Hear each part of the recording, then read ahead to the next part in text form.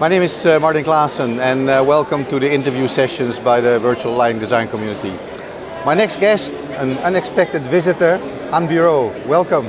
Thank you, Martin. Anne, for those who don't know you, can you give a bit of background, where you're from and what you do in your daily life? Okay, so I'm Anne Bureau, coming from France. My lighting design office is called Wonderfulight, and I'm an independent lighting designer since 28 years.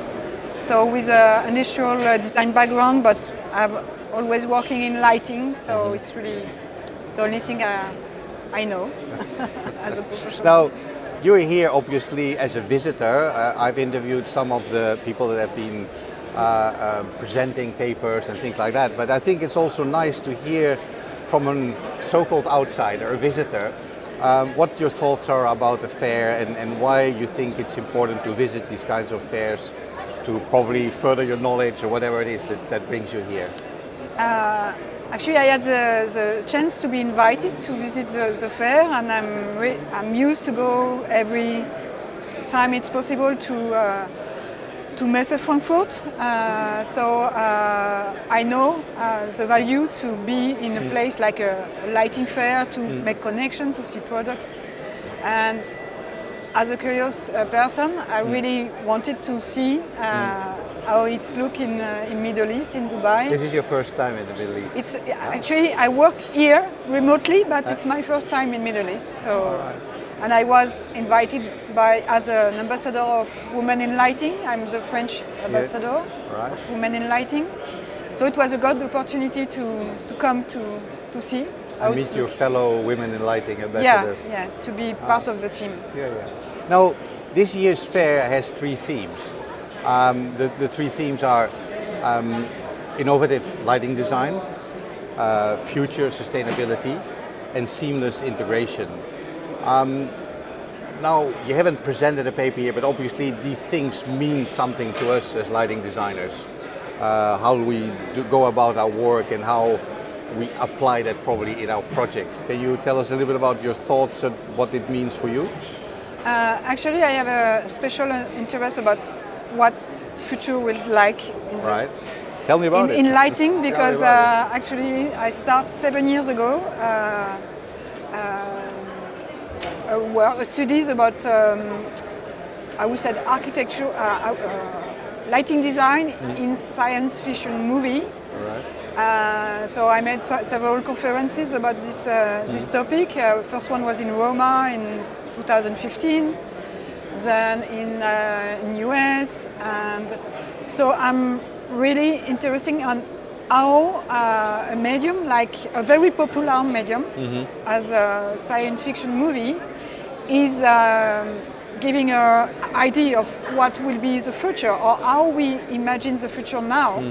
And as I often said, there are few people who can really reach good and very good lighting design in their daily life. But when you go to the movie, then you have example of very good lighting environment, and it became a part of your culture. So for me, it's important because movie is a way to give a culture to the people, and I'm really curious about the future and new technology, but always trying to keep a common sense point of view. Technology is not a goal by itself. So you talk about movies. Now the buzzword at the moment here is the metaverse. Right? So there's, I think, a close step from the imaginary movie world and the metaverse. Yes, because there is a great movie I love. It's Ready Player One from Spielberg. You know this movie? I know about it. I haven't seen it. It's talking about metaverse. It's talking about metaverse. It's really about this. I mean, the people are living in bad real condition, and all the pleasant life is with the avatar in the it's called Oasis. It's not metaverse. And really, when you have to see it, because then you will have maybe some thought about is it really where we have to go. But it's interesting. movie, science fiction movie or books are always in a way in advance. And it's good to look at them. Yeah, I'm very very curious about how our lighting design world is going to develop towards this new virtual reality that unmistakably will find its place in our way of doing things, I'm sure. Now, a couple of years we have been disrupted by COVID, and now we are finding ourselves in a new stage post-pandemic. Has that disrupted your life? Has that changed the way you work or deliver your projects? I mean, it's safe kilometers because in some countries, even before the pandemic, it was really common to make video conferences, but not so much in France. So now people are really used to it, and we have a lot of projects in Paris, but we are based in Bordeaux, so it's 600 kilometers from Paris. It's only 2 hours by train, but it's not just next door. So it saves time so really for the meetings and there is some examples, some project with a very multidisciplinary teams. We made several meetings remotely, and one day we met, and it was a kind of party because like here we meet like after here. so many years. It's very emotional. So it's a really great tool, and it gives even more value to the real relation with your client, with your partner, architects, and so on. So, but the time of the pandemic, I think in France we were not the worst place for pandemic. So we were, I think, in a way, lucky by the help we get to keep the activity on, and so government support and things government like that. support. So I think. But now you have. Is there a big change in the way you tackle your projects?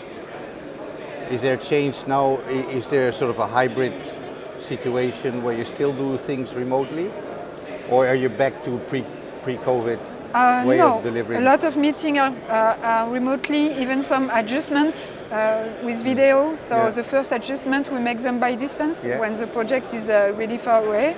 So we can make some steps at distance, but for the final ones, we go there. So yes, it's now it's really a new tool that people have integrated because of the pandemic. But it's more accepted now. Yeah.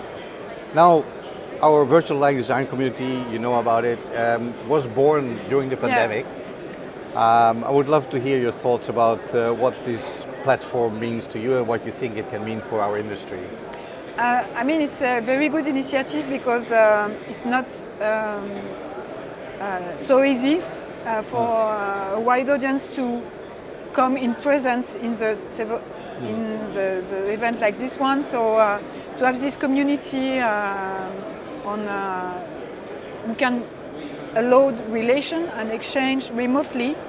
It's I think it's really nice, and I mean the quality of the content is also crucial because with the pandemic there was a kind of boom of digital content, and to rely on the quality of what is proposed is really the key.